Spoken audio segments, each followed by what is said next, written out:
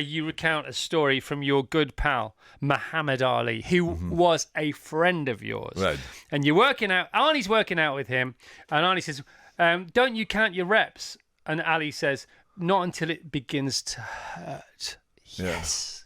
Yeah. Well, I mean, he had this unbelievable waistline, and not only a slim waistline, but when he got punched, remember in boxing, they hit you below. Right, I mean they go upstairs, down. What they call upstairs, downstairs, upstairs, downstairs. Yeah. So they hit you low, to kind of make you run out of breath and all this.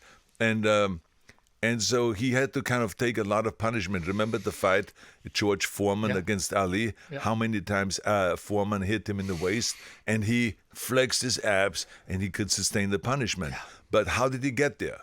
So I asked him, I said, so how many reps do you do? I mean, we in bodybuilding, we do 1,000 reps a day. How many do you do? And he said to me, he says, I don't stop counting. I don't start counting until it hurts. Wow. So that to me said everything about his training. Yeah. Because we in bodybuilding also have such a thing as kind of like do your reps until it burns, until it hurts, until failure. And then force out another few reps. Yeah. Because that's when it grows. That's when your muscle grows. Yeah. When you force out with the forced reps. When you force reps, exactly. And so what I want to make people understand is this is not just in bodybuilding or in any training for any sport. Physically, in order to really grow and to go to perfection is you have to go through the pain period.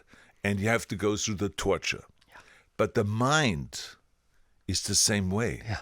The more we take our mind through torture, and the more you can sustain punishment, and the more misery you can sustain, the stronger you will get and the stronger your character will get.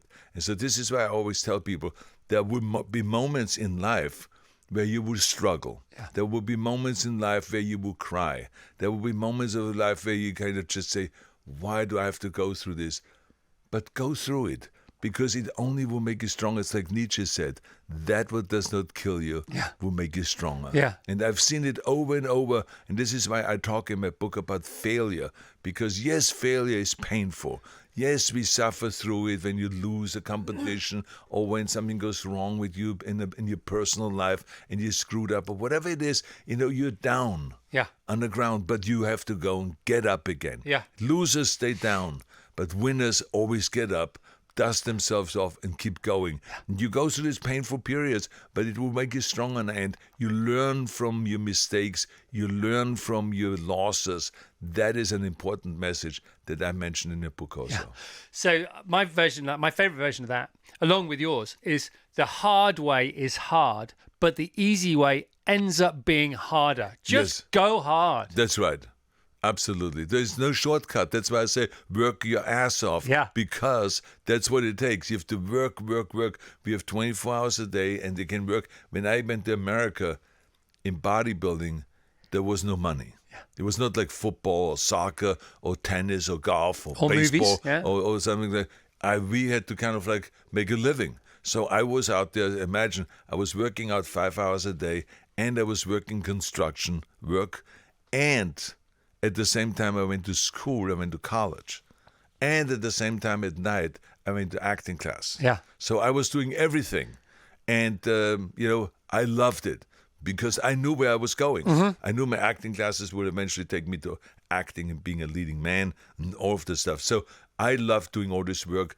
But for me, the day was literally 24 hours a day, and just mercilessly I would go after it and just chase my dreams. Yeah, and people who don't know, and I don't want to preach, I'm no one to preach at all. I'm never going to throw stones because I've lived in a glass house most of my life. But if you go, lots of people think if you go and have a workout, you go for a walk, obviously then you're going to be tired, you're going to need to rest. It's the opposite.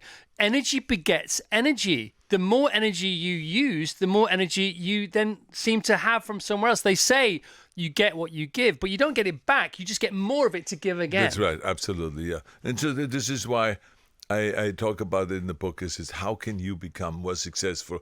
How can you become more motivated and go after your goals? I mean, it's like I mentioned a story about this guy, Hillary, right, that climbed Mount Everest, the first guy to climb Mount Everest. And when he was up on the top, they asked him, I said, what was it like being on top? and finally to reach this peak.